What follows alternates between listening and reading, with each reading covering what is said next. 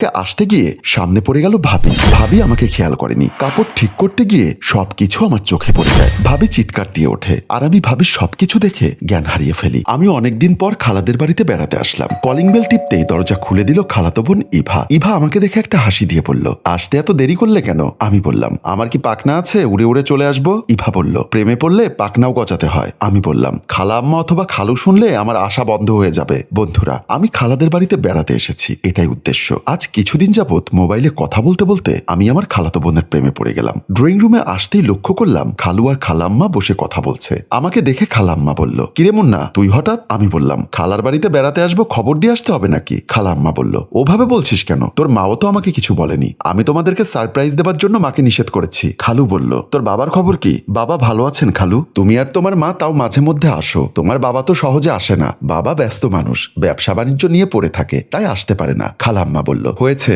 এসেছে যখন পরে কথা বলা যাবে। যা ইভা, তোর ভাবিকে বল মুন্নাকে খাবার দিতে। খালাম্মার কথা শুনে ইভা বলল, এসো মুন্নাদা। বলে ইভা আমার থেকে ব্যাগটা নিয়ে ড্রয়িং রুম থেকে চলে আসলো। আমিও তার পেছন পেছন আসলাম। ড্রয়িং রুম থেকে বের হতেই আমি ইভাকে জড়িয়ে ধরে বললাম, এখনো মুন্নাদা বলবে? ইভা বলল, তাহলে কি বলবো? মুন্না, শুধু ইভার মুন্না। আমার কথা শুনে ইভা আমার চোখে চোখ রেখে বলল, কখন থেকে আমার হলে? গত ঈদে খালাম্মাকে নিয়ে যখন আমাদের বাসায় বেড়াতে গিয়েছিলে তখন থেকেই মনে মনে ভাবলাম, এত সুন্দর খালাতো বোন যার আছে তার আর বাহিরে মেয়ে দেখে লাভ কি? খালাতো বোনই ভালো। হয়েছে বাবা, এখন ছাড়ো, বড় ভাবে এসে দেখে ফেললে কেলেঙ্কারি হয়ে যাবে। আমি বললাম, বাবু ভাই কই? সে তো অফিস থেকে এখনো আসেনি। আর সাইফুল, সে মনে হয় তার রুমে ঘুমোচ্ছে। তারপর আমরা দুজন সাইফুলের রুমের দিকে গেলাম। সাইফুলের রুমে গিয়ে দেখলাম সাইফুল কোথায় যেন যাবার জন্য রেডি হচ্ছিল। আমাকে দেখে বলল, কি রে, তুই কখন এলি? আমি বললাম, এই তো একটু আগে। তুই কোথাও যাচ্ছিস নাকি? হ্যাঁ, আমার একটা জরুরি কাজ আছে। ইভা বলল, মুন্না, তুমি কথা বলো, আমি ভাবিকে বলি তোমার খাবার রেডি করতে। আমি বললাম, আচ্ছা ঠিক আছে। ইভার মুখে আমাকে মুন্না ডাক শুনে সাইফুল বলল, এই ভা, দাঁড়া, তুই ওকে কি বললি? ইভা বলল, আমি আবার কি বললাম? তুই ওর নাম ধরে ডাকলি কেন? তুই জানিস মুন্না আমার 6 মাসের বড়। যেখানে আমার ওকে দাদা বলার দরকার সেখানে তুই তার নাম ধরে বলছিস? ইভা আমার মুখের দিকে তাকিয়ে আছে। আমি মনে মনে ভাবলাম, আমাদের ডালমে কুচ কালা হে, তুই কিভাবে বুঝবি? ইভা বলল, ভুল হয়েছে, ঠিক আছে মুন্নাদা, আপনি হাত মুখ ধুয়ে ফ্রেশ হন, আমি ভাবিকে বলছি আপনার খাবার দিতে। বলে ইভা চলে গেল। সাইফুল বলল, তুই কি আমার সাথে বের হবি? আমি বললাম, না রে, জার্নি করে এসেছি তো, তাই একটু রেস্ট নিব। আচ্ছা ঠিক আছে, তুই রেস্ট নে, রাতে ঘুমোতে ঘুমোতে কথা বলবো। বলেই সাইফুল চলে গেল। ইভা ভাবির রুমে গিয়ে দেখলো ভাবি মেকআপ করছে। ইভা এসে বলল, ভাবি, তুমি এ সময় মেকআপ করে কোথায় যাচ্ছ? ভাবি ইভার দিকে ঘাড় ঘুরিয়ে বলল, মেকআপ করলে কোথাও যেতে হয় নাকি? আমি তো জানি কোথাও গেলে মেকআপ করে, তুমি ঘরের ভেতর মেকআপ করছো? তোর ভাইয়ের কারণে এখন থেকে চিন্তা করছি সবসময় মেকআপ করব। আমার ভাই আবার তোমার কি করলো? তোর ভাই আমার মতো সুন্দরী বউ ঘরে রেখে পরনারীর দিকে চোখ দেয়। হয়েছে ভাবি, আমি তোমার সাথে ঝগড়া করতে চাই না। তুমি তাড়াতাড়ি মুন্নার জন্য খাবার রেডি করো। মুন্নাটা কে রে? সে কি, তুমি ওর কথা ভুলে গেলে? মনে পড়ছে না?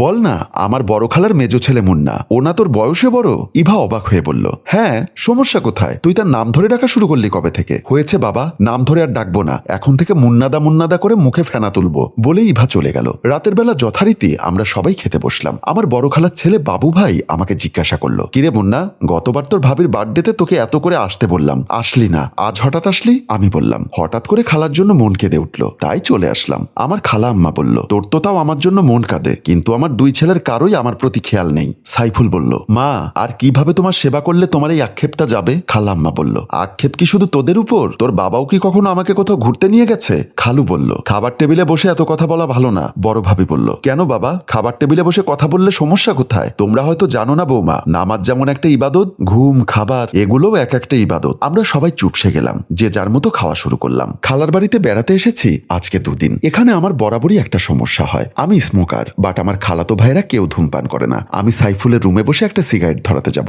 এমন সময় সাইফুল এসে বলল, এই মুন্না, এই রুমে সিগারেট ধরাবি না, আমি সিগারেটের গন্ধ সহ্য করতে পারি না, তুই সিগারেট টানলে অন্য কোথাও গিয়ে টান। আমি বললাম, এজন্যই তো তোদেরকে আমার পুরুষ মনে হয় না। আরে বেটা, পুরুষ হলে সিগারেট টানতে হয়। যে জিনিস শরীরের ক্ষতি করে সে জিনিস টেনে আমি পুরুষত্বের প্রমাণ দিতে চাই না। তুই দয়া করে এখান থেকে যা। আমি আর কথা না বাড়িয়ে তার রুম থেকে বের হয়ে গেলাম। ড্রয়িং রুমে এসে ভাবতে লাগলাম কোথায় গিয়ে সিগারেটটা টানবো। বাথরুমে গিয়ে টানলেও বাথরুমের মধ্যে গন্ধটা থেকে যায়। অনেকেই বাথরুমে ধূমপান করে, বাট আমি পারি না, কারণ কেমন জানি একটা নোংরা সিচুয়েশন মনে হয়। শেষে মনে পড়লো ভাবির রুমের ভেতর দিয়ে একটা বেলকনি আছে, যে বেলকনিতে সচরাচর কেউ যায় না। এই বাসার কেউ জানে না যে আমি ধূমপান করি, একমাত্র ভাবিই জানে। তাই ভাবির রুমের ওপাশে গিয়ে বেলকনিতে গিয়ে সিগারেট টানলেও কোনো সমস্যা হবে না। যাই, ওখানে গিয়ে সিগারেটটা টেনে আসি। আমি জোনাকি ভাবিদের বেলকনির দিকে চলে গেলাম। আমি বেলকনিতে এসে একটা সিগারেট ধরালাম আর মনে মনে ইভার কথা ভাবতে লাগলাম। সত্যি আমার খালাতো বোনটা অনেক ডাঙ্গর হয়েছে, ওকে দেখলেই মনটা ভালো হয়ে যায়। মনে মনে ভাবছি আর সিগারেট টানছি। সিগারেটটা কেন জানি ভালো লাগছে না, তাই ফেলে দিলাম। যাই একটু ইভাকে দেখে আসি বলেই আমি বেলকনি থেকে বের হয়ে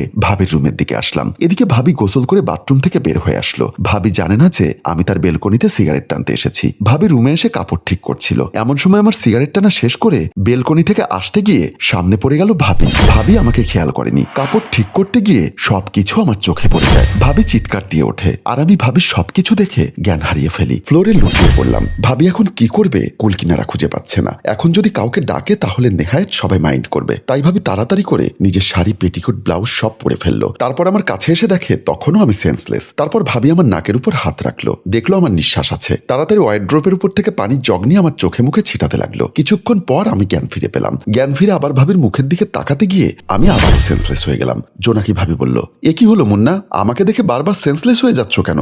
আবারও নাকে মুখে পানি ছেটাতে লাগলো। একটু পর আমার হুঁশ ফিরে এলো। ভাবি আমার হাত চেপে ধরে বলল, ভাই আর সেন্সলেস হয়েও না, আগে বলো তুমি আমাকে দেখে কেন বারবার মূর্ছা যাচ্ছ?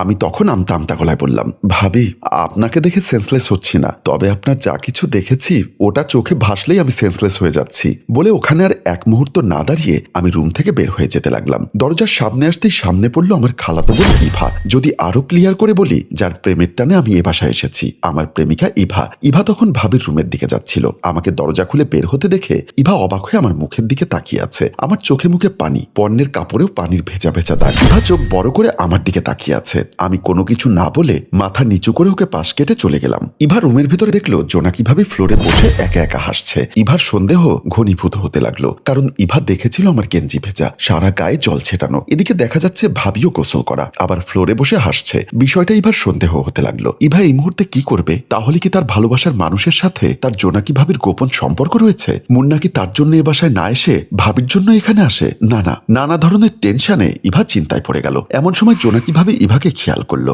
বসা থেকে উঠে ইভাকে জড়িয়ে ধরে হাসতে হাসতে ঘুরছে। এক পর্যায়ে ইভা ভাবিকে থামিয়ে দিয়ে বলল, তুমি কি পাগল হয়ে গেছো? এভাবে হাসছো কেন? ভাবি বলল, কি জন্য হাসছি সেটা বলা যাবে না, তবে আমি আজকে বুঝতে পেরেছি আমি কতটা সুন্দর। ইভার মাথা আরো ঘুরতে লাগলো। ইভা বলল, অনেক হয়েছে, তোমাকে মা ডাকছে। বলে ইভা চলে গেল। ইভা নিজের রুমে এসে খাটের উপরে পড়ে কাঁদতে লাগলো। সে মুন্নাকে অনেক ভালোবাসে। ইভা এতদিন জেনে এসেছে মুন্না চরিত্রবান পুরুষ, সে ইভাকে ছাড়া কাউকে বোঝে না। এমনকি অনেকবার রুমে একা পাওয়ার পরেও সে কখনো ইভার বডিও টাচ করেনি। সেই মুন্না আজ কিভাবে ভাবির সাথে সব করতে পারলো? ইভা কাঁদতে কাঁদতে বালিশ ভিজিয়ে ফেলেছে। ড্রয়িং রুমে বসা ছিল মমিন সাহেব ও ইমা বেগম। ইমা বেগম মমিন সাহেবকে পানের বাটা থেকে পান বানিয়ে দিচ্ছিল। এমন সময় সেখানে আসলো জোনাকি ভাবি। ভাবি এসে শাশুড়িকে জিজ্ঞাসা করলো, মা আপনি নাকি আমাকে ডেকেছেন? আমার খালা আম্মা বলল, হ্যাঁ, আমার বোনের ছেলেটা অনেকদিন পর বেড়াতে এসেছে। ফ্রিজে কি কি আছে? ভাবি বলল, কয়েক টুকরো রুই মাছ আর কিছু ফার্মের মুরগির মাংস আছে। আমার খালা আম্মা বলল, গরুর মাংস নেই? পাশে বসা খালু বলল, গরুর মাংস থাকবে কোথা থেকে? গত সপ্তাহে তো তোমার ছোট ভাই মোর্শেদ এসেছিল,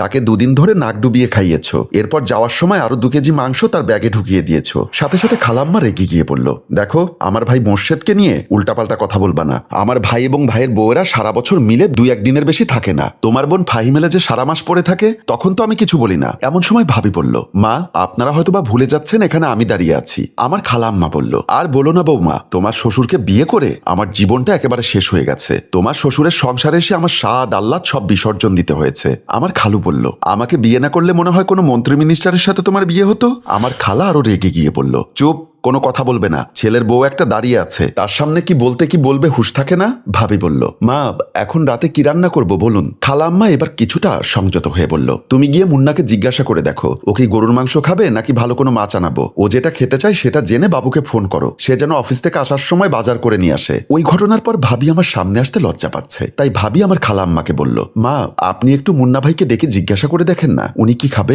খালা আম্মা বলল, তুমি জিজ্ঞাসা করলে সমস্যা কি? আসলে ভাবি কিভাবে বিষয়টা খালা আম্মার কাছে বলে, তাই নিরুপায় হয়ে ইভাকে দিয়ে বলানোর জন্য ইভার রুমের দিকে গেল। ইভা তখনও খাটের উপর শুয়ে শুয়ে কাঁদছিল। কাঁদতে কাঁদতে চোখ ফুলিয়ে ফেলেছে। জোনাকি ভাবি এসে ওর পিঠে হাত দিতেই ও চমকে উঠল। ভাবিকে দেখে ওর মাথাটা আরো গরম হয়ে গেল। কি ব্যাপার ভাবি, তুমি এখানে কেন এসেছো? ভাবি বলল, ও মা আমি তোর রুমে আসলে সমস্যার কি আছে? সমস্যা নেই, তবুও হুট করে কেন আসবে? আমিও মেয়ে, তুইও মেয়ে, মেয়ে মানুষের রুমে মেয়ে মানুষ আসতে অনুমতি নিয়ে আসতে হবে নাকি? ভাবির সাথে বেশি কথা বলতে ওর ভালো লাগছে না, তাই ইভা বলল, কি জন্য এসেছো সেটা বলো। ভাবি বলল, শোন না, মা বলেছে মুন্নাকে জিজ্ঞাসা করে দেখতে সে রাতে কি খেতে চায়, গরুর মাংস না ভালো কোনো মাছ খাবে। ইভা বলল, সব শক্তি যখন অপচয় করে ফেলেছে তখন গরুর মাংসই খাওয়াও। ভাবি অবাক হয়ে বলল, সব শক্তি অপচয় করে ফেলেছে মানে? যে বুঝেও না বোঝার ভান করে তাকে বুঝাই কি করে? আমি এত পেঁচাল মার্কা কথা বুঝি না, তুই একটু গিয়ে মুন্না ভাইকে জিজ্ঞাসা করে দেখ না। আমি পারবো না, তুমি গিয়ে জিজ্ঞাসা করো। আমার না ওর সামনে যেতে লজ্জা লাগছে। কথাটা শুনে ইভার মাথা খারাপ হয়ে গেল। মনে মনে ভাবতে লাগলো, দুজন মিলে আজ যা কাজ করেছো তাতে তো লজ্জা লাগারই কথা। ইভার তখন ইচ্ছা করছিল একটা কিছু দিয়ে ভাবির মাথায় বাড়ি দিতে। মুন্না না হয় ছেলে মানুষ, ছেলেরা ভোমরার মতো, যে ফুল পায় সেই ফুলেই বসতে চায়, কিন্তু ভাবির জন্য তো ভাইয়া রয়েছে। আমার বড় ভাই কি ভাবির মনের জ্বালা দেহের জ্বালা মেটাতে পারে না? ভাবি বলল, কিরে কেঁদে কেঁদে কি ভাবছিস? জানা মুন্নাকে জিজ্ঞাসা করে দেখ না। আমার মন ভালো নেই, আমি পারবো না, তুমি গিয়ে জিজ্ঞাসা করো। বলে ইভা উঠে রুম থেকে বের হয়ে গেল। আমরা সবাই খেতে বসছিলাম। যথারীতি বাবু ভাই আমাকে জিজ্ঞাসা করলো, মুন্না তুই এখন কিসে পড়িস? আমি বললাম, ভাইয়া আমি এবার MBA লাস্ট সেমিস্টারে আছি, রেজাল্ট ভালো করলে আমার অফিসে একটা CV জমা দিয়ে রাখিস, দেখি বড় স্যারকে সুপারিশ করে তোকে একটা ভালো পজিশন নিয়ে দিতে পারি কিনা। পাশে বসা সাইফুল বলল, তুমি শুধু ওর জন্য চাকরি খোঁজো, আমার জন্য কোনো চাকরি খুঁজতে হবে না। মা বলল, তুই কি লেখাপড়া করিস? আমার বোনের ছেলে তো সারাদিন লেখাপড়া নিয়ে ব্যস্ত থাকে, তুই যদি ভালো রেজাল্ট করতি তাহলে তোর মামাকে বলে তোকে সিটি কর্পোরেশনের কোনো চাকরিতে ঢুকিয়ে দিতাম। মায়ের কথা শুনে সাইফুল বলল, মা তোমার ভাই সিটি কর্পোরেশনের সুপারভাইজারদের হেড, উনি নিশ্চয়ই সুপারিশের চাকরি ছাড়া আর কোনো ভালো চাকরি আমাকে ব্যবস্থা করে দিতে পারবেন না। আমার খালাম্মা এবার রেগে গিয়ে বলল, তোরা বাপ ছেলেরা আমার ভাইদের সবসময় হেউ করে কথা বলিস। বলি তোর বাপের গোষ্ঠীর কে এমন জজ ব্যারিস্টার হয়েছে? একটা বাজারে ফার্মের মুরগির দোকান দিয়েছে, একটা মানুষের জমিনে পাওয়ার টিলার চালায়। আমার খালু বলল, তোমাদেরকে না একবার বলেছি খাবার টেবিলে বসে কথা না বলতে? খাবার সময় কথা বললে রহমতের ফেরেশতারা নারাজ হয়। সবাই চুপ হয়ে খেতে লাগলো। এমন সময় ইভা খেয়াল করে দেখে ভাবি মুন্নার প্লেটে একটা মাছের মাথা তুলে দিচ্ছে। মুন্না বলল, আর দিও না ভাবি, আমি আর খেতে পারবো না। ভাবি বলছে, না ভাই তোমার আরো বেশি করে খেতে হবে, তোমার অনেক বেশি শক্তির দরকার। ভাবির কথা শুনে ইভার মাথায় যেন 1000 ভোল্টেজের তারের শক লাগলো। সাথে সাথে সে বলে উঠল, মুন্নার শক্তি লাগবে কেন? ওর কি শক্তি কম আছে? ভাবি বলল, আরে বাবা লেখাপড়া করতে গেলে অনেক শক্তির প্রয়োজন হয়, আমি ক্লাস 8 পর্যন্ত পড়তে গিয়ে হারে হারে টের পেয়েছি। আমার খালা বলে উঠল, বৌমা তুমি মুন্নাকে আরো দাও, এরা বাপ ছেলে মেয়ে কেউই আমার বাপের বাড়ির লোকের খাবার পছন্দ করে না। খালু বলল, তোমাদেরকে খাওয়ার সময় চুপ থাকতে বলেছিলাম। খালুর ধমক খেয়ে সবাই যে যার মতো চুপচাপ খেতে লাগলো। আর ইভা আমার দিকে একবার ভাবির দিকে একবার তাকিয়ে প্লেটে জল ঢেলে দিয়ে উঠে চলে গেল। খাওয়া দাওয়া করার পর আমি ছাদে দাঁড়িয়ে ধূমপান করছিলাম, কারণ আমার খালাদের ঘরে কেউ ধূমপান করে না, সেটা আমি আগেই বলেছি। বিশেষ করে সাইফুল মোটেও পছন্দ করে না, তাই ছাদে হেঁটে হেঁটে ধূমপান করছিলাম। আমি পেছন ফিরতেই দেখলাম আমার খালাতো বোন ইভা, যাকে ভালোবেসে খালাদের বাড়িতে আমি এসেছি, সেই ইভা দাঁড়িয়ে রাসেল ভাইপারের মতো ফোঁস করছে, যেন মনে হচ্ছে এখনই আমাকে ছোবল মেরে মেরে ফেলবে। আমি তাকে দেখে হাত থেকে সিগারেটটা ফেলে দিলাম। কাছে গিয়ে বললাম, ছোবল দিবে নাকি? ইভা বলল, জিও বাই বিষ থাকলে অনেক আগেই ছোবল দিয়ে তোমাদের দুজনকে শেষ করে ফেলতাম। আমাদের দুজনকে মানে? বুঝেও না বোঝার ভান করলে বোঝাতে পারবো না। তুমি না বলেছিলে আমাকে দেখার জন্য এ বাসায় এসেছো? আমি বললাম, ডেফিনেটলি তোমাকে দেখার জন্য এ বাসায় এসেছি, এক বিন্দু মিথ্যা কথা বলবে না।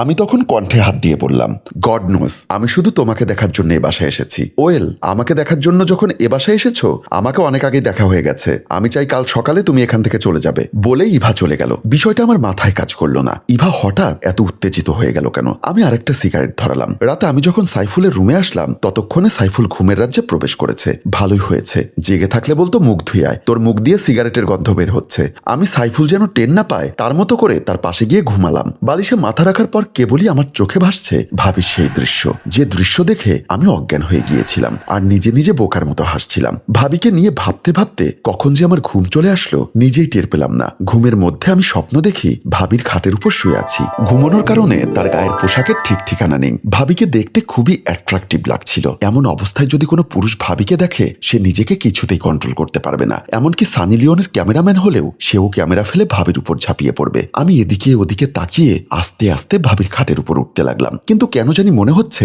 কে যেন সোফার উপর দিয়ে আমার পা আটকে রেখেছে। আমি অনেক চেষ্টা করলাম খাটের উপর উঠে ভাবিকে জড়িয়ে ধরতে, কিন্তু কিছুতেই পা তুলতে পারছিলাম না। আমি পেছন ফিরে পায়ের দিকে তাকাতে গিয়ে দেখলাম ইভা আমার পা চেপে শক্ত করে ধরে আছে। আমি ইভাকে দেখে বললাম, বিশ্বাস করো আমি কোনো খারাপ উদ্দেশ্য নিয়ে এখানে আসিনি, আমাকে তুমি মাফ করে দাও। বলে ইভার পা চেপে ধরলাম। ইভা বলল, ছাড় ছাড়। আমি কিছুতেই ছাড়ছি না। এক পর্যায়ে ইভা আমাকে পা দিয়ে ধাক্কা মেরে ফেলে দিল। আমি খাট থেকে পড়ে গেলাম। সাথে সাথে আমার ঘুম ভেঙে গেল। সাইফুল আমাকে বলল, কি হয়েছে, তুই ঘুমের ঘরে আমার পা চেপে ধরলি কেন?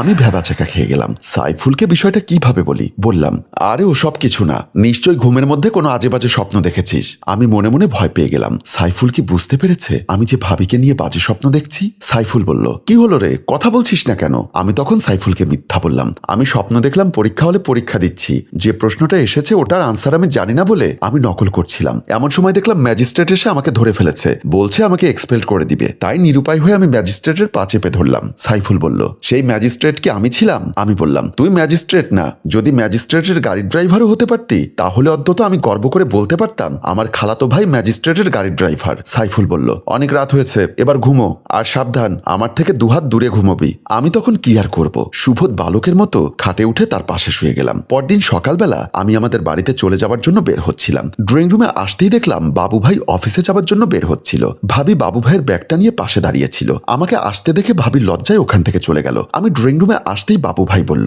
কি রে তুই চলে যাচ্ছিস নাকি? আমি বললাম, জি ভাইয়া, আজ আমার কলেজে জরুরি একটা অ্যাসাইনমেন্ট আছে, এখান থেকে গিয়ে আমাকে কলেজে অ্যাটেন্ড করতে হবে। বাবু ভাই বলল, গুড, পড়ালেখা নিয়ে কোনো কম্প্রোমাইজ নেই, ভালো করে লেখাপড়া কর, তারপর তোকে একটা ভালো চাকরির ব্যবস্থা করে দিব। এরপর অনেক খোঁজাখুঁজি করে তোর জন্য সুন্দর দেখে টুকটুকে লাল একটা বউ এনে দিব। আমি বাবু ভাইকে কিভাবে বলি, আমার সুন্দর টুকটুকে লাল বউ তো তোমাদের ঘরেই আছে, কিন্তু সে কি জন্য আমার উপর অভিমান করে আছে কিছুই বুঝলাম না। বাবু ভাই বলল, কি রে কি ভাবছিস? আমি বললাম, ও কিছু না। আচ্ছা ভাইয়া, খালাম্মার খালুজান কোথায়? বাবু ভাই বলল, ওনারা তো মর্নিং ওয়ার্ক করতে গেছে, বাবার ডায়াবেটিক্স ধরা পড়েছে তো তাই সকালবেলা পার্কে হাঁটার সময় মাকেও সাথে নিয়ে যায়। আমি বললাম, সাইফুলকে দেখছি না যে? সাইফুল তো ভোরে 4:45টার দিকে ফুটবল খেলতে মাঠে চলে যায়। ইভার কথা জিজ্ঞাসা করতে গিয়েও করতে পারলাম না, কারণ বাবু ভাই মাইন্ড করতে পারে। বাবু ভাই বলল, আমার লেট হয়ে যাচ্ছে, আমি অফিসে চলে গেলাম, তুই নাস্তা করে বের হোস, বলেই বাবু ভাই চলে গেল। আমি নাস্তা সেরে বের হওয়ার সময় দরজার সামনে এসে ভাবির লজ্জা রাঙানো বধুর মতো ঘোমটা টেনে মুখ ঢেকে আমাকে বিদায় দিতে আসলো। আমার উৎসুক দৃষ্টি ইভাকে খুঁজছিল, কোথাও ইভাকে দেখলাম না। তখন ভাবি আমাকে বলল, কি ভাবছো ভাই? টানেলের কথা ভাবছি। কোন টানেল? গতকাল গোসল করে গায়ে কিছু না রেখে যে টানেল আপনি আমাকে দেখিয়েছিলেন সেই টানেল। ভাবিও সেই দৃশ্যের কথা মনে করতে লাগলেন।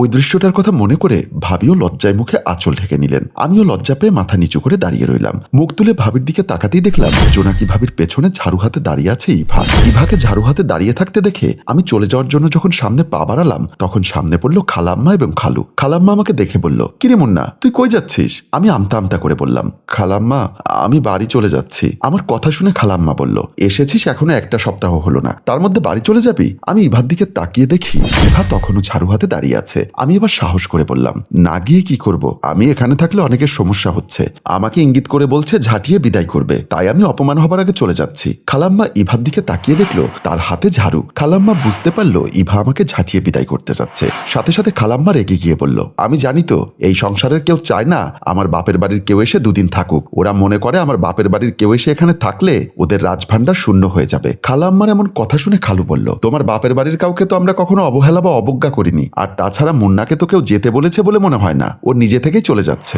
সাথে সাথে আমার খালাম্মা বলল, তোমার চোখে কি সর্ষে ফুল পড়েছে? দেখছো না তোমার মেয়ে ঝাড়ু হাতে দাঁড়িয়ে আছে? মায়ের কথা শুনে ইভা বলল, আমি তো ঝাড়ু নিয়েছিলাম রুম ঝাড়ু দেওয়ার জন্য, তোমার বোনের ছেলেকে ঝাঁটিয়ে বিদায় করতে আমার বয়েই গেল। বলে ইভা চলে গেল। খালাম্মা বলল, যতদিন আমি বেঁচে আছি ততদিন তোরা এই বাড়িতে আসবি, যাবি, খাবি, দেখি তোদের কে কি বলে। খালাম্মার কথা শুনে ভাবি বলল, হ্যাঁ ভাই তোমার যাওয়ার দরকার নেই, আর কটা দিন থেকে যাও। আমিও সুযোগ বুঝে ন্যাকামো করে বললাম, না না আমি চলে যাই, পরে না হয় আসবো। খালাম্মা আমার কাঁধ থেকে ব্যাগটা কেড়ে নিয়ে বলল, পরে যখন মন চায় তখন আসবি, এখন এসেছিস আর কটা দিন থেকে যা। বলেই এরকম জোর করে আমাকে ঘরে ঢুকিয়ে নিল। আমি ঘরে ঢুকে সাইফুলের রুমের দিকে যেতেই দেখলাম ইভা অভিমানী মুখে দাঁড়িয়ে আছে। আমাকে দেখে মুখে ভেঙচি কেটে চলে গেল। আমি তার চলে যাওয়ার পানে এক নজর তাকিয়ে সাইফুলের রুমে ঢুকে গেলাম। রুমে ঢুকে কাপড় পাল্টাচ্ছিলাম, এমন সময় দেখলাম সাইফুল ফুটবল খেলা শেষ করে রুমে এসেছে। আমাকে দেখে বলল, কিরে তুই না বলেছিলি আজকে চলে যাবি, যাসনি? চলে যেতে তো চেয়েছিলাম, কিন্তু খালাম্মা আর খালু যেতে দেয়নি। কেন? আমি চলে গেলে কি তোর উপকার হয়? কিছুটা উপকার হয়। কেন? কারণ তুই ঘুমের মধ্যে হাত পা নাড়িস, তাতে আমার ঘুমের প্রচুর সমস্যা হয়। তার চেয়ে বড় সমস্যা তুই ধূমপান করিস,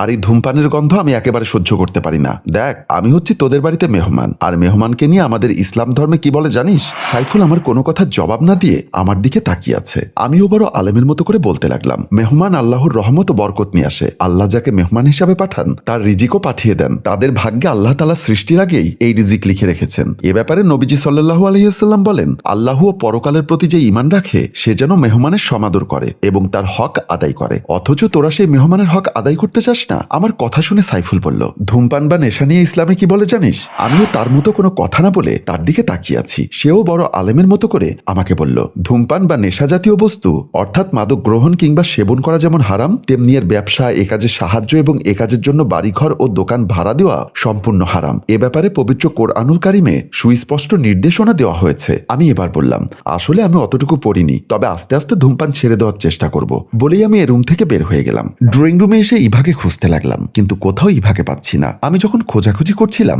এমন সময় আমার খালাম্মা এসে বলল, কিরে মুন্না, তুই কি খুঁজছিস? আমি ভাবা চাকা খেয়ে বললাম, না খালাম্মা, এমনি। বুঝেছি, তোর মনে হয় পকেটে টাকা পয়সা নেই। বলেই খালাম্মা আঁচলে গিট্টু দিয়ে রাখা দুটো 500 টাকার নোট বের করে আমার হাতে দিল আর বলল, টাকা পয়সা লাগলে বলিস, লজ্জা পাওয়ার কিছু নেই, আমি তো তোর মায়ের মতো। বলেই উনি চলে গেলেন। আমি মনে মনে ভাবলাম, এজন্যই বুঝি মুরব্বীরা বলে মায়ের বোন খালা মায়ের মতোই ভালা, শাশুড়ি হিসাবেও চমৎকার হবেন। কিন্তু আমার তো টাকার দরকার নেই, আমার দরকার ইভাকে। তাই তাকে খুঁজতে খুঁজতে রান্নাঘরের দিকে চলে গেলাম। রান্নাঘরে এসে দেখি ভাবি রান্না বান্নার কাজ করছে। আমাকে দেখে ভাবি মিষ্টি একটা হাসি দিয়ে বলল, তোমার কিছু লাগবে? ভাবি যখন নাদুস নাদুস ভাবে কথাগুলো বলছিল তখন আমার বলতে ইচ্ছা করছিল, কিছু নয়, তোমার ননদকে লাগবে, কিন্তু সেটা আমি লজ্জায় বলতে পারলাম না। আমি কিছু না বলে যখন ভাবির দিকে তাকিয়েছিলাম, ভাবি লাজুক লাজুক ভাবে আমায় বলল, ওভাবে তাকিও না, আমার লজ্জা করে। ওনার কথা শুনে আমার হাসি পেল, তাই আমি ঠোঁটের কোণে একটু হেসে বললাম, লজ্জা পাবার কিছু নেই, আপনার সাথে আমার যা হয়েছে সেটা একটা অ্যাক্সিডেন্ট। তারপর ভাবি আবারও লজ্জায় রাঙা হয়ে বলল, তুমি কি সব দেখে ফেলেছিলে? এবার আমি লজ্জা পেয়ে গেলাম। ভাবি, ওটা আর মনে করিয়ে দিও না, তাহলে আমি আবারও সেন্সলেস হয়ে যাব। সাথে সাথে ভাবি বলল, না না, দোহাই তোমার, আর সেন্সলেস হয়েও না। আচ্ছা ভাবি, ইভা কোথায়? ইভার কথা বলাতে ভাবি এবার কিছুটা স্বাভাবিক হয়ে বলল, সেটা পরে বলছি। আচ্ছা, তোমার আর ইভার মধ্যে কি কিছু চলছে? ভাবির প্রশ্ন শুনে আমি ঘাবড়ে গেলাম। ভাবি কি কিছু টের পেয়েছে? কি ভাবছো? দেখো ভাই, স্বাভাবিক মানুষের চোখ দুটো থাকলেও নারীদের চোখ থাকে 3টা। ওই চক্ষু দিয়ে একজন নারী সবকিছু বুঝতে পারে। আমার কেমন জানি মনে হচ্ছে তোমার আর ইভার ভিতরে ইটিস পিটিস কিছু চলছে। আমি ভাবিকে বুঝতে না দিয়ে বললাম, না ভাবি, তেমন কিছু চলছে না, আর কিছু চললেও সেটা তো তোমাকেই বলতে হবে, কারণ তুমি হচ্ছ আমাদের বড় ভাবি। এখন বলো না ইভা কোথায়? সে তো পড়তে বসেছে। তোমাকে অসংখ্য ধন্যবাদ। বলেই আমি ইভার রিডিং রুমের দিকে চলে গেলাম। এবার রিডিং রুমে এসে দেখলাম ইভা পড়ছে। আমাকে এক নজর দেখে সে আবার পড়ায় মনোনিবেশ করলো। আমি গিয়ে তার পাশের চেয়ারে বসলাম। বুঝতে পারলাম সে কিছুটা বিব্রত বোধ করছে। আমি নির্লজ্জের মতো বললাম, আমি থেকে গেলাম তা দেখে তুমি খুশি হওনি? সে কোনো উত্তর না দিয়ে আরো বড় বড় করে পড়ছে। কি হলো, আমার সাথে কি কথা বলবে না বলে শপথ করেছো? এবারও কোনো উত্তর দিল না। আমি সাথে সাথে তার থেকে বইটা কেড়ে নিলাম আর বললাম, আমি নিজের পড়ালেখা বাদ দিয়ে তোমাদের এখানে এসেছি শুধুমাত্র তোমাকে দেখার জন্য, আর তুমি কিনা আমাকে সময় না দিয়ে এভাবে অ্যাভয়েড করছো। এবার সে কিছুটা রাগান্বিত হয়ে বলল, আমাকে দেখার জন্য এসেছো নাকি ভাবির সঙ্গে রঙ্গলীলা করার জন্য এসেছো? ওর মুখে ভাবির কথা শুনে আমি অবাক হলাম। তাকে প্রশ্ন করলাম, আমাদের দুজনের ভেতরে ভাবি আসলো কোথা থেকে? আমি কিছু বুঝি না মনে করেছো? তুমি কি বুঝেছো? আমি ওসব কথা বলতে চাই না, আমার এখন পড়ার সময়, আমি পড়ছি, প্লিজ আমাকে ডিস্টার্ব করো না। না, আগে তোমাকে বলতে হবে আমাদের সম্পর্কের ভেতর ভাবি আসলো কোথা থেকে। এবার সে আমার চোখের দিকে তাকিয়ে সরাসরি বলল, আমার সাথে প্রেমের অভিনয় করে তলে তলে তুমি ভাবির সাথে সম্পর্ক তৈরি করেছো, সেটা আমি বুঝে গেছি। ছি ভাবছি, এমন একটা কথা বলতে তোমার লজ্জা করলো না? তোমার যদি লজ্জা থাকতো তাহলে সেদিন দুপুরে ভাবির রুমে রঙ্গলীলা করে আমার সামনে দিয়ে বের হতে না। কথাটা শুনে আমার মাথায় যেন আকাশ ভেঙে পড়ল। এতক্ষণ আমি বুঝতে পারলাম ইভা কেন আমার উপর রাগ করেছে। আমি তাকে ব্যাপারটা বুঝিয়ে বলার চেষ্টা করলাম, কিন্তু সে কিছুতেই আমার কথা বোঝার চেষ্টা করলো না। মেয়েরা এমনই হয়, যেটা সন্দেহ করে সেটা ছাড়া অন্যটা বুঝতে চায় না। তাই আমার হাজার প্রচেষ্টা বৃথা করে দিয়ে সে বলল, আমার এখন গোসল করার সময় হয়েছে, আমি গোসল করব। বলে ইভা রিডিং রুম থেকে বের হয়ে গেল। আমিও অবাক হয়ে বসে বসে ভাবছি, ওর এই ভুল সন্দেহটা ভাঙাবো কিভাবে। এই মুহূর্তে টেনশনটা বেড়ে গেল, আর টেনশন বাড়লে আমার ধূমপান করতে ইচ্ছা করে। তাই ধূমপান করার জন্য আবারও ভাবিদের বেলকনির দিকে যাওয়ার জন্য উঠে গেলাম। ভাবির রুমের বেলকনির দিকে যাওয়ার জন্য যখন ভাবির রুমের দরজার সামনে আসতে গেলাম, তখন দেখলাম ভাবির রুম থেকে গোসলের কাপড় চোপড় নিয়ে ইভা যাচ্ছে। আমাকে ভাবির রুমের দিকে যেতে দেখে ইভা খোঁচা দিয়ে বলল, যাও যাও, আমি তো গোসল করতে ঢুকছি, ভাবি রুমে একা আছে, গিয়ে আবারও রঙ্গলীলা করো। বলে ইভা চলে গেল। আমি থমকে দাঁড়ালাম। আর বোধহয় ভাবির রুমের বেলকনিতে সিগারেট টানা যাবে না। যেহেতু ইভা একবার সন্দেহ করেছে, ওর সন্দেহটা দূর না হওয়া পর্যন্ত ভাবির রুমের দিকে যাওয়া যাবে না। তাই সাইফুলের রুমের দিকে চলে আসলাম। সাইফুলের রুমে এসে দেখি সাইফুল নেই। তাই খাটের উপর বসলাম। পকেট থেকে একটা সিগারেট বের করে সেটা ধরালাম। কয়েকটা টান দিতেই আর ভালো লাগছে না। মনে মনে ভাবলাম, ইভা গোসল করছে, যাই ওর বাথরুমের সামনে গিয়ে কিছুক্ষণ দুষ্টুমি করি, তাতে যদি ওর অভিমানটা ভাঙে। আশা করি কিছুক্ষণ দুষ্টুমি করলে ওর অভিমানটা ভাঙবে। তাই সিগারেটটা ফেলে দিয়ে ওর বাথরুমের দিকে চলে গেলাম। বাথরুমের সামনে আসতে ভেতর থেকে বাথটবের পানি পড়ার শব্দ শুনলাম। দুষ্টুমি পরে করব, আগে ভেজা শরীর ওকে কেমন লাগে একটু দেখি। যেমন ভাবনা তেমন কাজ। এদিক ওদিক তাকিয়ে যখনই বাথরুমের দরজা দিয়ে উকি দিতে যাব, তখনই দেখলাম কেউ একজন আমার কাঁধে হাত রেখে টেনে ধরেছে। আমি চমকে উঠলাম। যখনই ঘাড় ঘুরিয়ে দেখলাম, তখন আমার মাথায় যেন আকাশ ভেঙে পড়ল। ইভা আমাকে আটকে দিয়েছে। ইভা বলল, ভাবির সাথে রঙ্গলীলা করে স্বাদ মেটেনি, এখন এসেছো ওনার গোসল দেখার জন্য? ছি ছি ছি, তোমার যে এত অধঃপতন হয়েছে সেটা আমি জানতাম না। আমি কাপা কাপা গলায় বললাম, তুমি বলেছিলে এখন তুমি গোসল করবে, তাই আমি তোমার সাথে একটু দুষ্টামি করার জন্য বাথরুমের ফুটো দিয়ে উকি দিচ্ছিলাম। মিথ্যা বলার জায়গা পাও না? তুমি আমার গোসল দেখার জন্য নয়, ভাবির গোসল দেখার জন্য বাথরুমের ফুটো দিয়ে উকি দিচ্ছিলে। আমি আবারও কণ্ঠে হাত দিয়ে শপথ করে বললাম, বিশ্বাস করো ইভা, সত্যি বলছি, তুমি মনে করে বাথরুমের ফুটো দিয়ে উকি দিচ্ছিলাম, আর এখানে ভাবি আসবে কোথা থেকে? উকি দিয়ে দেখো তো ওখানে কে। ইভার অনুমতি পেয়ে আমি বাথরুমের ফুটো দিয়ে উকি দিলাম, দেখলাম সত্যি সত্যি ভাবি গোসল করছে। ভাবলাম এসব কি মিরাক্কেল আমার সাথে ঘটে। আমি তখনও ফুটো দিয়ে ভাবির গোসল দেখছিলাম। আমার এমন অবস্থা দেখে ইভা বলল, দেখে মজা পাচ্ছ মনে হয়? সাথে সাথে আমি চোখ ফিরিয়ে ইভার দিকে তাকিয়ে বললাম, সত্যি আমি জানতাম না ভাবি বাথরুমে গোসল করছে। তুমি জানতে ভাবি বাথরুমে গোসল করছে, তবে এটা জানতে না এই বাথরুমে যে আমি গোসল করতে আসবো। তুমি ভেবেছিলে আমি আমার বাথরুমে গোসল করব, আর এই সুযোগে তুমি এই বাথরুমে এসে ভাবির গোসল দেখবে। আমি ভেবে পাচ্ছিলাম না কিভাবে ওর ভুল ধারণা ভাঙাবো। এমন সময় দেখলাম খালাম্মা এসে বলছে, কিরে মুন্না, ইভা নিশ্চয়ই তোর সাথে ঝগড়া করছে, তুইও কিন্তু ছেড়ে কথা বলবি না। তুই আমার বাপের বাড়ির লোক, এটা তোর খালার বাড়ি, তোর অধিকারের বিন্দু পরিমাণ ছাড় দিবি না। খালাম্মা আছে সারাক্ষণ বাপের বাড়ি আর শ্বশুর বাড়ির পক্ষপাতিত্ব নিয়ে। আমিও সুযোগটা নিয়ে বললাম, তোমার মেয়ে সারাক্ষণ আমার সাথে ঝগড়া করে।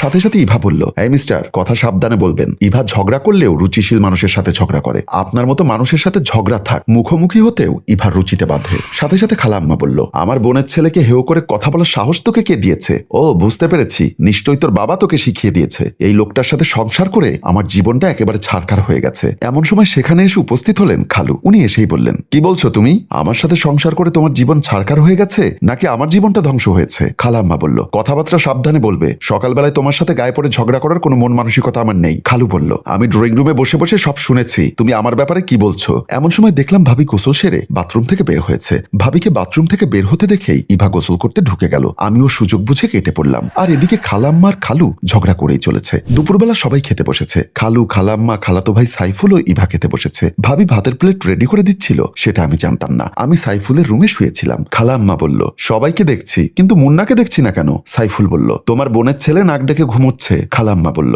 এমন অবেলায় ঘুমোচ্ছে কেন? খালু বলল, ওর এখানে খাওয়া আর ঘুম ছাড়া কাজ কি আছে? সাথে সাথে খালাম্মা বলল, ও এসেছে বেড়াতে, ওকে আমার বাড়িতে কাজ করতে এসেছে। আমি কি কাজ করার কথা বলেছি? তোমার কথা শুনে তো তাই মনে হচ্ছে। এমন সময় ভাবি শ্বশুর শাশুড়িকে থামিয়ে দিয়ে বলল, মনে হয় শরীর খারাপ করেছে, তাই একটু ঘুমোচ্ছে। জোনাকি ভাবির মুখে এমন কথা শুনে ইভা মাইন্ড করে ফেললো। সে মনে মনে ভাবলো, ইদানিং দেখছি ভাবি মুন্নার শরীর নিয়েও ভাবে। ঢং দেখে আর বাঁচি না। কোন অলক্ষণে যে এরকম একটা ক্যারেক্টারলেস ছেলের সাথে সম্পর্ক করলাম, ভাবতেই নিজের প্রতি নিজের ঘৃণা জন্মাচ্ছে। খালাম্মা বলল, সাইফুল, তুই একটু মুন্নাকে ডেকে আন। সাইফুল বলল, আমি পারবো না, অন্য কাউকে পাঠাও। খালাম্মা এবার ইভার উদ্দেশ্যে বলল, ইভা, তুই গিয়ে মুন্নাকে ডেকে আন। ইভা মুখে ভেঙচি কেটে বলল, তোমার বোনের ছেলেকে ডেকে আনতে আমার বয়ে গেছে। এখানে কি ওর কাজের কামলা আছে? ওকে ডেকে আনতে হবে কেন? ও কি জানে না দুপুর টাইমে ভাত খেতে হয়? ভাবি বলল, ঠিক আছে, তোমরা খেতে বসো, আমি ডেকে আনছি। বলে ভাবি যখন আমাকে ডাকতে আসছিল, তখন ইভা ভাবি সুযোগ নেবে ভেবে সাথে সাথে বলে উঠল, তোমার আর দরদ দেখাতে হবে না, আমি যাচ্ছি। বলেই আমাকে ডাকতে চলে আসলো। ইভা রুমে এসে দেখলো আমি ঘুমোচ্ছিলাম। যেহেতু সে আমার সাথে কথা বলা বন্ধ করে দিয়েছে, তাই কিভাবে ডাকবে? তার মাথায় দুষ্টু বুদ্ধি খেলা করলো। তাই সে বাথরুমে চলে গেল। বাথরুমে এসে গোসলের জগে করে পানি নিল। মনে মনে ভাবলো আমাকে হাত দিয়ে ডাকবে না, নাকে মুখে পানি ঢেলে দিবে। গোসলের জগে করে পানি নিয়ে আবার আমার রুমে আসলো। রুমে এসে দেখে তখনও আমি নাক ডেকে ঘুমোচ্ছি। সাথে করে আনা পানিগুলো আমার নাকে মুখে ঢেলে দিল। আমি লাফ দিয়ে শোয়া থেকে উঠে বসে গেলাম। চোখ মুখ মুছতে মুছতে বললাম, পানি মারলে কেন? নাপাক মানুষকে পানি দিয়ে পাক পবিত্র করতে হয়। তার কথা শুনে তাকে একটা হ্যাচকা টান দিয়ে আমার কোলের উপর বসিয়ে নিলাম। সে বিরক্ত হয়ে বলল, ছাড়ো বলছি, ছাড়ো। ছাড়বো না। কি করবে? আমাকে কোলে বসানোর দরকার কি? তোমাকে না বসালে কাকে বসাবো? পাছামোটা ভাবিকে বসাও। ভাবিকে কেন বসাবো? ভাবিকে তো ভালোবাসিনি, ভালোবেসেছি তোমাকে। কতটুকু ভালোবেসেছো সেটা বুঝতে পেরেছি। আর আমার সাপ কথা, আমি কোনো ক্যারেক্টারলেস ছেলের সাথে সম্পর্ক রাখবো না। বলেই সে আমাকে একটা ধাক্কা দিয়ে খাটের উপর ফেলে দিয়ে উঠে গেল। যাওয়ার সময় বলে গেল, সবাই ডাইনিং টেবিলে আপনার জন্য অপেক্ষা করছে, মন চাইলে খেতে আসতে পারেন। বলেই সে চলে গেল। আর আমি মনে মনে ভাবতে লাগলাম, খালাতো বোনের অভিমান ভাঙাবো কিভাবে? অভিমান হলে ভাঙানো যায়, কিন্তু সন্দেহ হলে সেটা দূর করা সহজ নয়। আমিও হাল ছাড়ার পাত্র নই। ওর সন্দেহটা দূর না করা পর্যন্ত আমি এখান থেকে যাব না। তাই শোয়া থেকে উঠে ডাইনিং টেবিলের উদ্দেশ্যে চলে গেলাম। ডাইনিং টেবিলে এসে দেখলাম সবাই খেতে বসেছে। আমাকে দেখে খালাম্মা বলল, কিরে মুন্না, তোর কি শরীর খারাপ? এমন অবেলায় ঘুমিয়ে আছিস কেন? আসলে খালাম্মা, একটু শুয়েছিলাম, কখন যে ঘুম চলে এসেছে টেরই পেলাম না। আমার কথা শুনে খালু বলল, সারাক্ষণ বসে থাকলে তো শরীরে মেদ জমে যাবে। সাথে সাথে মুখ থেকে কথা কেড়ে নিয়ে আমার খালাম্মা বলল, ও কি তোমার এখানে কাজ করতে এসেছে? ও বসে না থেকে কি করবে? খালু বলল, কাজ করার কথা বলছি না, সকালবেলা আমাদের সাথে একটু জগিং করতে গেলেই তো হয়। সাথে সাথে জোনাকি ভাবি বলল, হ্যাঁ মুন্না, বাবা ঠিকই বলেছে, তোমার ভাইয়ের মেদ ভুঁড়ি বেড়ে যাচ্ছে, পারলে এখন থেকে মা বাবার সাথে সকালবেলা মর্নিং ওয়ার্ক করতে যেও। ভাবির মুখে এমন কথা শুনে ইভা ভেতরে ভেতরে লুচির মতো ফুলতে লাগলো, আর সাপের মতো ফোঁসফোঁস করে ভাবির দিকে তাকাচ্ছিল। ব্যাপারটা আমি বুঝতে পেরে তাকে একটু শান্ত করার জন্য টেবিলের নিচে পা দিয়ে পায়ে খোঁচা দিতে লাগলাম। নরম নরম পা, খোঁচা দিতে খুব ভালো লাগছে। আমি খুব ফিল নিচ্ছিলাম। আমি ভেবেছিলাম পাটা ইভার, কিন্তু ভুলক্রমে আমি জোনাকি ভাবির পা ঘেঁষছিলাম, সেটা আমি খেয়াল করিনি। জোনাকি ভাবিকে দেখলাম মিটমিট হাসছে আর আমার দিকে তাকাচ্ছে। আমি মনে করেছি জোনাকি ভাবি আমার আর ইভার খুনসুটি টের পেয়ে হাসছে, তাই আমিও একবার জোনাকি ভাবির দিকে আরেকবার ইভার দিকে তাকিয়ে মিটমিট হাসছি। বিষয়টি ইভা লক্ষ্য করলো। সে ডাইনিং টেবিলের নিচে খেয়াল করলো, দেখলো আমি পা দিয়ে জোনাকি ভাবির পা ঘষছি। কথায় আছে, যেখানে বাঘের ভয় সেখানেই রাত হয়। আমিও বিষয়টি দেখে হতবাক হয়ে গেলাম। একে তো ইভা আমাকে নিয়ে জোনাকি ভাবিকে সন্দেহ করছে, তার উপর মিরাক্কেল ভাবে সব ঘটনা জোনাকি ভাবির সাথেই ঘটছে। ইভা রাগ করে ভাত না খেয়ে ভাতের প্লেটে পানি ঢেলে দিয়ে উঠে চলে গেল। খালু বলল, আরে আরে তুই ভাত না খেয়ে চলে যাচ্ছিস কেন? ইভা কোনো উত্তর না দিয়ে চলে গেল। খালাম্মা বলল, সব বুঝি, আমি সব বুঝি। আমার বোনের ছেলে খেতে বসেছে বলে ওর ইগোতে লেগেছে। শোন মুন্না, যে যাই করবে করুক, তুই কিন্তু এ বাড়ি থেকে যাবি না। আমার খালাতো ভাই সাইফুল বলল, মা তোমরা কি ভাতগুলো চুপচাপ খেতে দিবে নাকি আমি উঠে চলে যাব? ওর ক্ষুধা লাগলে এসে খেয়ে নিবে, এখন তোমরা খাও। তারপর আমরা সবাই ভাত খেতে লাগলাম। বিকালবেলা ড্রয়িং রুমে বসে বসে ভাবছি কিভাবে ইভার সন্দেহ দূর করা যায়। এসেছিলাম খালাতো বোনের সাথে কিছুদিন চুপি চুপি প্রেম করব, সেও আমাকে আসতে বলল। ভেবেছিলাম মজার একটা প্রেম কাহিনী হবে, কিন্তু ভাগ্য আমাকে বরাবরই কেন যে ভাবির সাথে এমন ঘটনা ঘটাচ্ছে কিছুই বুঝছি না। এমন সময় দেখলাম আমার খালার বড় ছেলে বাবু ভাই অফিস থেকে ফিরেছে। আমাকে দেখে বলল, কিরে মুন্না, তুই না সকালবেলায় আমার সাথে চলে যাওয়ার জন্য বের হয়েছিলি, এখনো যাসনি? আমি কিছু বলতে যাব, এমন সময় দেখি খালাম্মা সেখানে এসে বলল, কেন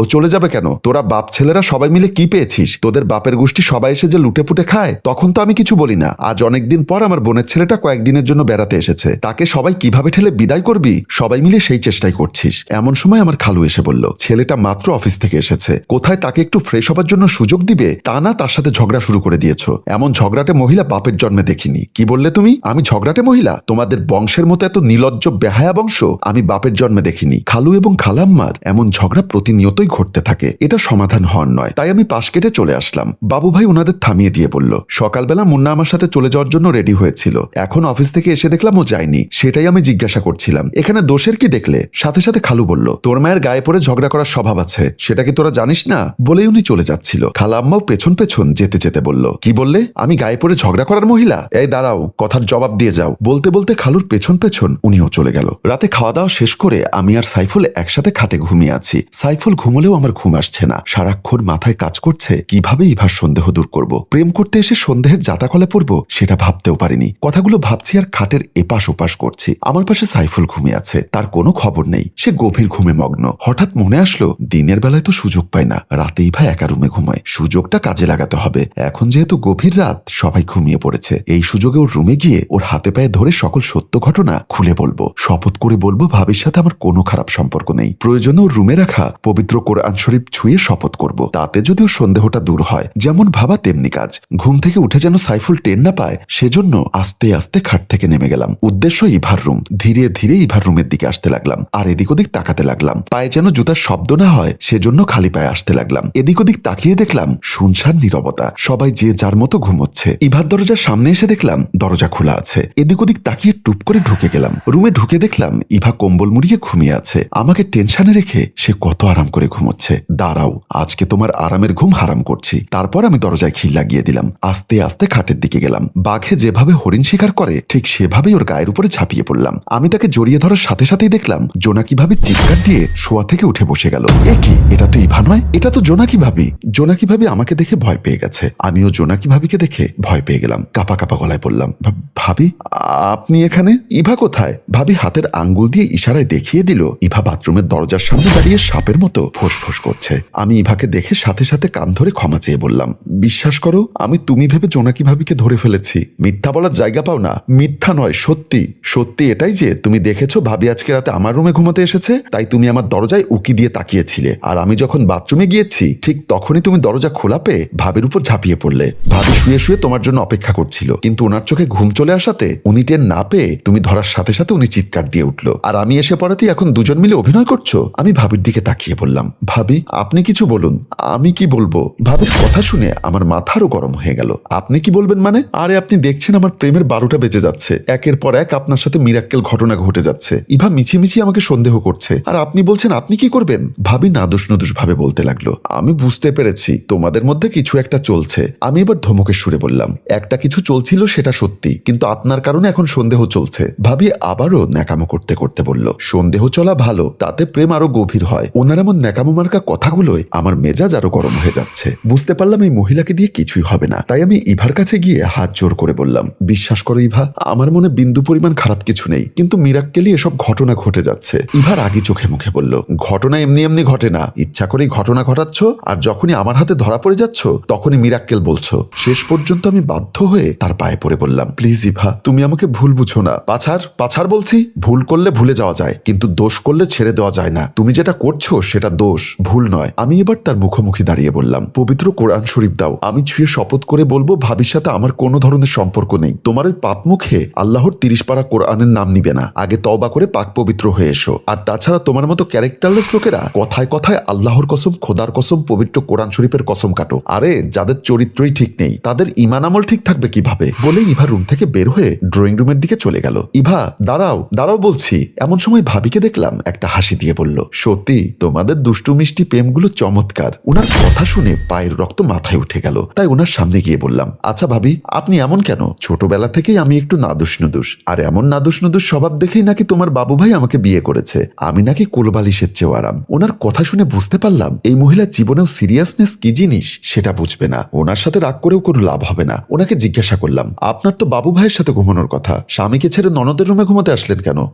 মানে হয়েছে। এই মহিলার মুখে কোনো কিছু আটকায় না। কথা শুনে আমি নিজেই লজ্জা পাচ্ছি। এমন সময় উনি আবারও বলতে লাগলো, সকালবেলা আমি যখন গোসল করে বের হচ্ছিলাম তখন আমার শাশুড়ি এসে বলল, বৌমা তুমি এতক্ষণ ধরে গোসল করছো, আর ওইদিকে বাবু অফিসে যাওয়ার জন্য তোমার অপেক্ষায় ড্রয়িং রুমে দাঁড়িয়ে আছে। মা, আমি কোম্পানিতে গোসল করতে পারি না, আর আমার গোসল করতে লেট হয়, সেটা আপনার ছেলেও জানে। আমার কথা শুনে শাশুড়ি বলল, আচ্ছা ঠিক আছে বাবা, এখন তাড়াতাড়ি যাও, বাবু তোমার জন্য ওয়েট করছে। আমি ড্রয়িং রুমে এসে দেখি তোমার বাবু ভাই অফিসে যাওয়ার জন্য ওয়েট করে দাঁড়িয়ে আছে। আমাকে দেখে বলল, সে কখন থেকে দাঁড়িয়ে আছি, তোমার গোসল করে আসতে এতক্ষণ লাগলো কেন? তুমি তো জানো আমার গোসল করতে লেট হয়, এজন্যই তো রাতে বলেছিলাম তোমার চাহিদা মেটানোর পর আমি গোসলটা করে ফেলি, তখন করতেও দাওনি, বলেছো ভোরের দিকে তোমার আবারও লাগবে। বইয়ের মুখে এমন কথা শুনে বাবু সাথে সাথেই আমার মুখ চেপে ধরলো। আরে তোমার বুদ্ধিজ্ঞান বলতে কি কিছুই হবে না? এসব তোমার আমার একান্ত কথাগুলো এখানে কেন বলছো? কেউ শুনে ফেললে মান সম্মান থাকবে?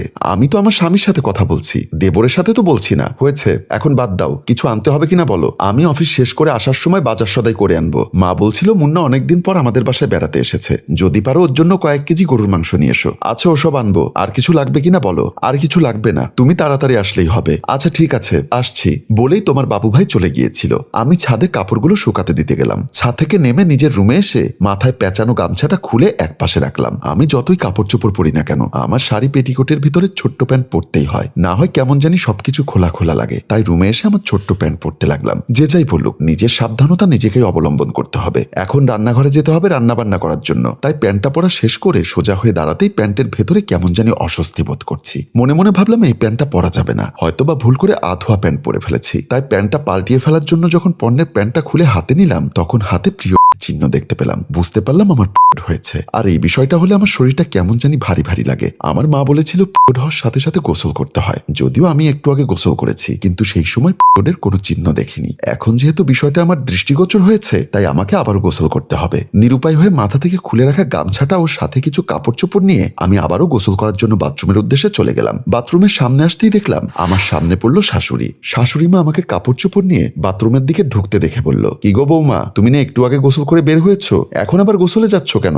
মা, আমার পিরিয়ড হয়েছে। আমার মুখে এমন কথা শুনে আমার শাশুড়ি বলল, ও আচ্ছা ঠিক আছে, তুমি তাহলে গোসল সেরে নাও, আজকে না হয় রান্না বান্নাটা আমিই করি। বলেই আমার শাশুড়ি রান্না বান্না করতে রান্নাঘরের দিকে চলে গেলেন, আর আমি পুনরায় গোসল করতে বাথরুমে ঢুকে গেলাম। রাতে তোমার ভাই আর আমি যখন ঘুমোতে গেলাম, তখন তোমার ভাই আমার গায়ে হাত দিতেই আমি বললাম, আজ সম্ভব না। কেন সম্ভব না? হয়েছে বলার সাথে সাথেই তাকে দেখলাম শোয়া থেকে উঠে বসে গেল। তার নাক ছিটকানিটা বুঝতে পারলাম। ছেলেরা এমনই, মেয়ে দেখলে তেঁতুল দেখার মতো লালা ফেলে, আর যখনই শুনে মেয়েটার হয়েছে তখনই সাথে সাথে নোংরা আবর্জনা বস্তুর মতো মেয়েটাকে দূরে ঠেলে দিতে যায়। আমি বললাম, কি হলো, বসে আছো কেন, শুয়ে পড়ো। তোমার বাবু ভাই খাট থেকে নামতে নামতে বলল, স্ত্রীর হলে স্বামীর সাথে ঘুমোতে নেই, তুমি খাটের উপর শোও, আমি ফ্লোরে বিছানা করে ঘুমোচ্ছি। বলেই তাকে দেখলাম ফ্লোরে বিছানা পাচ্ছে। সাথে সাথে আমি শোয়া থেকে উঠে তার কাছে গিয়ে বললাম, কাল সকালে তোমার অফিসে যেতে হবে, বিছানা পরিবর্তন হলে ভালো ঘুম হয় না, আর ভালো ঘুম না হলে তুমি কাল অফিস করবে কিভাবে? তুমি কোথায় ঘুমোবে? আমি না হয় গেস্ট রুমে গিয়ে ঘুমাই। আচ্ছা ঠিক আছে। তাকে বিছানার উপর তুলে দিয়ে একটা কম্বল আর বালিশ নিয়ে আমি রুম থেকে বের হয়ে গেলাম। দরজা দিয়ে বের হতেই সামনে পড়লো আমার শাশুড়ি মা আমাকে দেখে জিজ্ঞাসা করলেন, কি গো বৌমা, তুমি কাঁথা বালিশ নিয়ে কোথায় যাচ্ছ? মা, আপনি তো জানেন আমার পিরিয়ড হয়েছে, আর পিরিয়ড হলে নাকি স্বামী স্ত্রী একসাথে ঘুমোতে নেই, তাই আমি কাঁথা কম্বল নিয়ে গেস্ট রুমে যাচ্ছি ঘুমানোর জন্য। মা একটা হাসি দিয়ে বলল, আরে পাগল, পিরিয়ড হলে স্বামীর সাথে ঘুমোতে নেই সেটা ঠিক আছে, কিন্তু ননদের সাথে তো ঘুমোতে পারো। দক্ষিণ ঘরে ইভা একা ঘুমোয়, তুমি গিয়ে তার সাথে ঘুমিয়ে পড়ো। বলেই উনি আমার হাত থেকে কাতা কম্বলটা নিয়ে রেখে দিলেন আর আমাকে ইভার রুমে পাঠিয়ে দিলেন। আর এটা হচ্ছে ইভার রুমে আমার আসার কাহিনী। কিন্তু তুমি যে ইভাকে ভালোবাসো সেটা কিন্তু আমি অনেক আগে টের পেয়েছিলাম। তাই ওকে খোঁচানোর জন্যই আমি মাঝে মধ্যে ইচ্ছা করে তোমার সাথে এসব ঘটনা ঘটাই। ভাবির মুখে এমন কথা শুনে আমি ভাবির সামনে হাত জোর করে বললাম, প্লিজ ভাবি, এবার অন্তত ইভার সন্দেহটা দূর করার ব্যবস্থা করো। এদিকে অভিমান করে চলে আসায় ইভা ড্রয়িং রুমে বসেছিল। সে ড্রয়িং রুমে বসে নানা কথা ভাবছিল। সে যতই আমার উপর রাগ করুক না কেন, আমাকে যে প্রচন্ড ভালোবাসে সেটা কিন্তু সত্যি। মানুষের জীবনের প্রথম ভালোবাসা কখনো ভোলা যায় না, যেমনটি ইভার আর আমার ভালোবাসা। একদিনের মিরাক্কেল সব ঘটনার পর ইভা অনেক চেষ্টা করেছিল আমাকে ভুলতে, কিন্তু বিন্দু পরিমাণও ভুলতে পারেনি। ইভা যখন ড্রয়িং রুমে বসে কথাগুলো ভাবছিল তখন তার হঠাৎ মনে পড়লো ওর রুমের ভেতর আমি আর ভাবি। ও মনে মনে ভাবতে লাগলো, হায় হায়, আমি এ কি করলাম? শিয়ালের কাছে মুরগি বর্গা দিয়ে এসেছি। এমনিতেই মুন্না সুযোগ খুঁজছে ভাবির সাথে একান্ত সময় কাটানোর জন্য। তার উপরে এত রাতে তাদের দুজনকে আমি একই রুমে দিয়ে ড্রয়িং রুমে বসে কল্পনার রাজ্যে সাঁতার কাটছি। হায় হায়, এখনই আমার ওদের সামনে যেতে হবে। না জানি এতক্ষণে দুজনে কি করে ফেলেছে। ভাবতে ভাবতে ইভা নিজের রুমের দিকে আসলো। ইভা নিজের রুমের দরজা দিয়ে ঢোকার সাথে সাথেই দেখলো আমি জোনাকি ভাবির পণ্যের কাপড় ঠিক করে দিচ্ছি। দেখে ইভা চমকে উঠলো। তাহলে যা ভেবেছি সেটাই ঠিক। আমি এখনো জোনাকি ভাবির পণ্যের কাপড় ঠিক করে দিচ্ছিলাম। তাহলে কি এতক্ষণ সে যা ভাবছে ওরকম কিছু ঘটে গেছে? নিশ্চয়ই সুযোগ পেয়ে ওদের দুজনের মধ্যে খারাপ কিছু ঘটে গেছে। ইভা নিজেকে কন্ট্রোল করতে পারলো না, সরাসরি আমাদের দুজনের সামনে এসে বলতে লাগলো, যাও দুজনে গিয়ে গোসল করে এসো। আমি চমকে উঠলাম, থতমত খেয়ে বললাম, গোসল করতে হবে কেন? খারাপ কাজ করলে গোসল করতে হয়? আমি তো জেনে শুনে নাপাক মানুষের সাথে ঘুমোতে পারবো না। জোনাকি ভাবে বিষয়টি বুঝতে পারলো, তাই উনি বলল, দেখো বোন, মুন্নার সাথে আমার খারাপ কোনো সম্পর্ক নেই। ও আমার ছোট ভাইয়ের মতো, আমি ওকে ছোট ভাইয়ের মতোই জানি। ইভা সাথে সাথে বলল, যদি তোমাদের ভিতর কোনো ধরনের খারাপ সম্পর্ক না থাকে তাহলে সেদিন যখন আমি তোমার রুমে গিয়েছিলাম তখন দেখলাম মুন্না দরজা দিয়ে বের হচ্ছিল। আমাকে দেখে সে চমকে উঠলো। তার গেঞ্জি ভেজা ছিল, চোখে মুখে একটা আতঙ্ক দেখতে পেয়েছিলাম।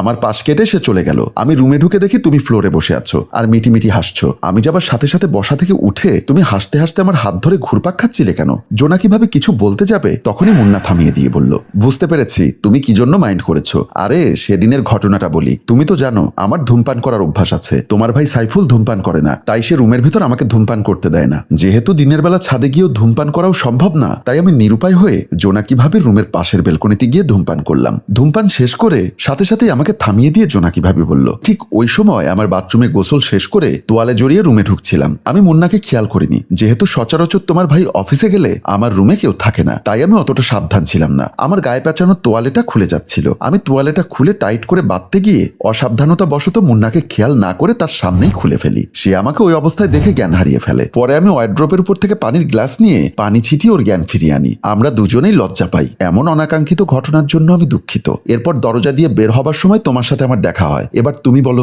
এখানে আমার দোষটা কোথায়? আমার কথা শুনে ইভা বলল, আচ্ছা মানলাম সেদিন অনাকাঙ্ক্ষিতভাবে এমন ঘটনা ঘটে গেল। তোমাদের ভিতর যদি খারাপ সম্পর্ক না থাকে, এর পরদিন জোনাকি ভাবে যখন বাথরুমে গোসল করছিল তখন তুমি ওখানে উকি দিচ্ছিলে কেন? কথাটা শুনে আমি বললাম, সেদিন যখন আমি তোমার পড়ার টেবিলে গিয়ে তোমার সামনে বসেছিলাম এবং তোমার সন্দেহ দূর করার চেষ্টা করছিলাম, তুমি কিছুতেই আমার কথা বিশ্বাস করছিলে না। পরে তুমি গোসল করবে বলেই উঠে চলে গেলে। আমি তোমার অভিমান ভাঙানোর জন্য চিন্তা করলাম বাথরুমে গিয়ে কিছুক্ষণ দুষ্টুমি করি, তাই আমি তোমার পেছন পেছন বাথরুমের দিকে চলে যাই। আর বাথরুমে গিয়ে উকি দিতেই তুমি এসে ধরে ফেললে। আমি নিজেই টেনশন করছি যে বাথরুমে তুমি ঢোকার কথা, ওই বাথরুমে ভাবি আসলো কোথার থেকে? আমার কথা শুনে ভাবি হাসতে লাগলো। আমি ভাবিকে থামিয়ে দিয়ে বললাম, প্লিজ ভাবি, আপনার পায়ে পড়ি, সিরিয়াস সিচুয়েশনে হাসবেন না। আজ আমি যে কোনোভাবে ইভার মিছিমিছি সন্দেহ দূর করতে চাই। সে কথা আমি বলছি, সেদিন আমি গোসল করার জন্য আমার বাথরুমে ঢুকে দেখি ট্যাপে পানি নেই। সম্ভবত পানির লাইন নষ্ট হয়ে গেছে। তাই আমি নিরুপায় হয়ে ইভার বাথরুমে গোসল করতে চলে আসলাম। ইভার বাথরুমের সামনে এসে দেখি ইভা হাতে কাপড় নিয়ে গোসল করার জন্য বাথরুমে ঢুকছিল। আমি তাকে ডাক দিয়ে বললাম, ইভা তুমি একটু পরে গোসল করো, আমি একটু গোসল সেরে নেই। তোমার বাথরুমে কি সমস্যা? ট্যাপে পানি নেই,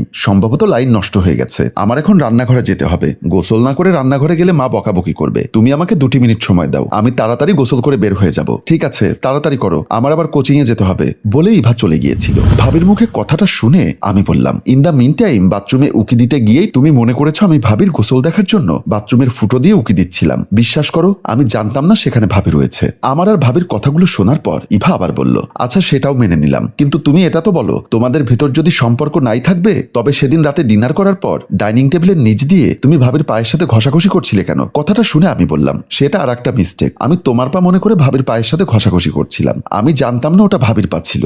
আমার কথা শুনে ইভা বলল, তুমি না হয় জানতে না ওটা ভাবির পা ছিল, কিন্তু ভাবি তো জানতো। সে কেন তোমার পায়ের সাথে ঘষাঘষির ফিলটা নিচ্ছিল? তখন ভাবি আবারও হেসে বলল, সেদিন যখন মা তোমাকে মুন্নাকে ডাকতে বলল তুমি যেতে রাজি হলে না। পরে আমি যখন যখন বললাম আমি গিয়ে ডেকে আনি, তখন তোমাকে দেখলাম আমাকে থামিয়ে দিয়ে মুন্নাকে ডাকতে যেতে। তখনই আমার মনে ধারণা চলে আসে তোমার আর মুন্নার মাঝে একটা সম্পর্ক তৈরি হয়েছে। তুমি যখন মুন্নাকে ডাকতে গিয়ে আসতে লেট করছিলে, তখন বাবা খাবার টেবিলে বলছিল ওদের আসতে লেট হচ্ছে কেন, এখান থেকে এখানে মুন্নাকে ডেকে আনতে এতক্ষণ সময় লাগে। বাবার কথা শুনে মা বলেছিল তোমার মেয়ে মনে হচ্ছে মুন্নাকে না ডেকে নিজের রুমে গিয়ে ঘুমোচ্ছে, কারণ তোমরা বাপ মেয়ে কেউ তো আমার বোনের ছেলেকে পছন্দ করো না। তখন আমি বাবা মা দুজনকে থামিয়ে দিয়ে বললাম আপনারা ঝগড়া করবেন না তো, আমি গিয়ে দেখছি বিষয়টা কি। বলেই আমি তাদেরকে ডাকতে গেলাম। রুমের কাছে যেতেই দরজার ফাঁকা দিয়ে দেখলাম মুন্না তোমাকে টান দিয়ে কোলের উপর বসিয়ে ফেললো। দরজার আড়ালে দাঁড়িয়ে তা দেখে আমি ওভারশিওর হয়ে গেলাম তোমাদের ভেতর সম্পর্ক চলছে। তাই আমি তোমাদেরকে ডিস্টার্ব না করে আড়াল থেকে দাঁড়িয়ে দাঁড়িয়ে এসব কথা শুনতে লাগলাম। একটা সময় তুমি যখন উঠে চলে আসছিলে, তখন আমি তোমার আগে চলে আসি। এরপর তোমরা দুজন এসে যখন খাওয়া দাওয়া শুরু করলে,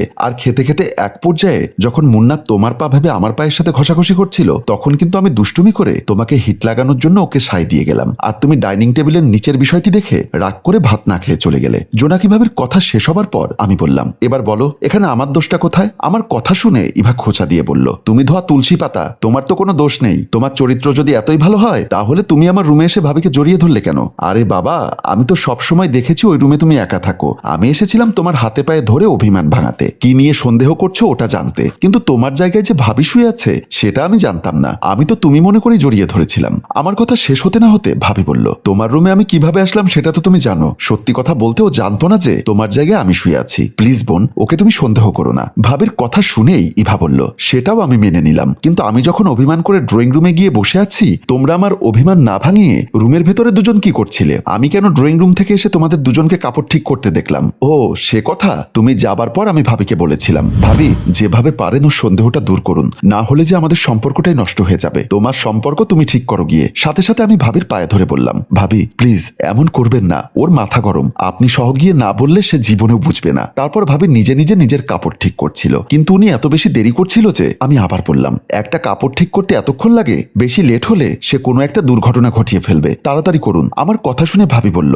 তুমি সহ একটু ঠিক করে দাও যাতে আমি তাড়াতাড়ি যেতে পারি। তারপর আমি সহ ভাবির কাপড় ঠিক করতে লাগলাম, আর এর মধ্যে তুমি এসে দেখছিলে আমি ভাবির কাপড় ঠিক করছিলাম। এবার তুমি বলো আমার অপরাধটা কোথায়? আমার আর ভাবির দীর্ঘ 1 ঘন্টা চেষ্টার পর ইভার সন্দেহটা দূর হলো। তারপর সে মাথা নিচু করে রইল। আমি তাকে বললাম আমার লক্ষ্মী সোনার সন্দেহটা দূর হয়েছে তো? হয়েছে। তুমি ভাবির সামনে কথা দাও আমাকে ছাড়া অন্য কোনো মেয়ের দিকে চোখ তুলে তাকাবে না। আমি ইভার মাথায় হাত দিয়ে বললাম মুন্নার জীবনে তুমি ছাড়া দ্বিতীয় কোনো নারী আসবে না। বলেই আমি ইভাকে জড়িয়ে ধরলাম। সাথে সাথে ভাবি কাশি দিয়ে বলল হ্যালো, এখানে কিন্তু আমি আছি, আর এখনো তোমাদের বিয়ে হয়নি, তাই ডোন্ট জোরাজুরি। আমি আর ইভা দুজনে লজ্জা পেয়ে গেলাম। ভাবি আবারও বলল এখন অনেক রাত হয়েছে, এবার তুমি তোমার রুমে গিয়ে শান্তিতে ঘুমাও। আমি ভাবির উদ্দেশ্যে বললাম ভাবি আমাদের দুজনের সম্পর্কটা বিয়ে পর্যন্ত নিয়ে যাওয়ার দায়িত্ব কিন্তু তোমার। আচ্ছা দেখা যাক, সেটা আমি চেষ্টা করে দেখব।